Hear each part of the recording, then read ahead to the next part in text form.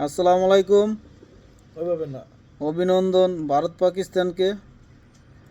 অবশেষে দুই দেশের যে পাতানো যুদ্ধ ভারত এবং পাকিস্তানের, তাতে অনেক সাধারণ লোক মারা গেছে, ঘরবাড়ি ক্ষয়ক্ষতি হয়েছে। কিন্তু দুই দেশের রাজনৈতিক ফয়দা আদায় করার জন্য এই যুদ্ধ।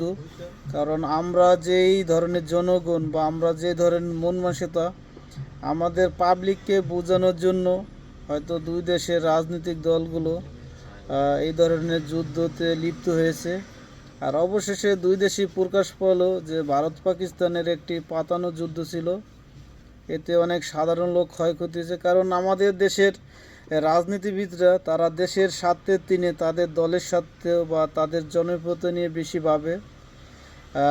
অবশেষে ভারত পাকিস্তান সেনাবাহিনীর সমঝোতায় সেনাবাহিনী প্রত্যাহারের ঘোষণা আসছে। সেটা 30শে মের মধ্যেই এর কার্যক্রম শেষ হবে। আর এই জন্য মার্কিন যুক্তরাষ্ট্র এবং অন্যান্য দেশের কূটনীতিকরা অনেক অবদান রাখছে। আর বিশেষ করে চলতি মাসের যে উত্তেজনায় দুই দেশের সেনাবাহিনী জড়ো হয়, এটি একটি উত্তেজনা বিরাজ করে এবং যুদ্ধ বিরতির এটি একটি দ্বিতীয় কার্যক্রম।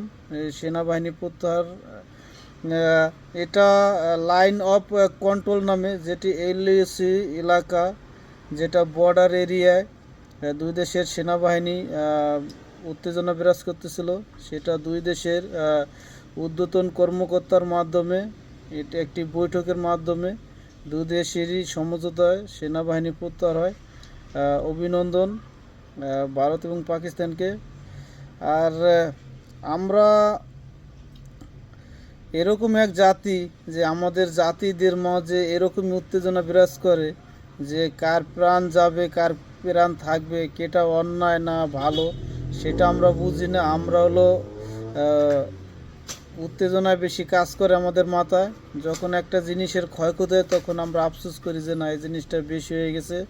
সেটাই হয়তো দুই দেশের জনগণ এখন বুঝতে পারতেছে। আর এই খেলাটাই খেলছে দুই দেশের রাষ্ট্রপ্রধানরা।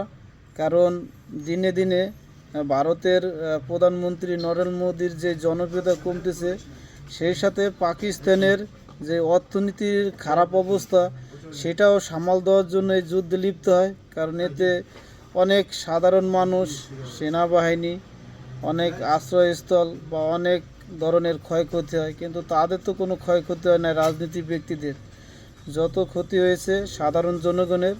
তারপর অভিনন্দন যে তারা শেষে বুঝতে পারছে বা একটা সমঝোতায় আসছে। অভিনন্দন, ধন্যবাদ। আজ এ পর্যন্ত, ভালো থাকবেন সবাই।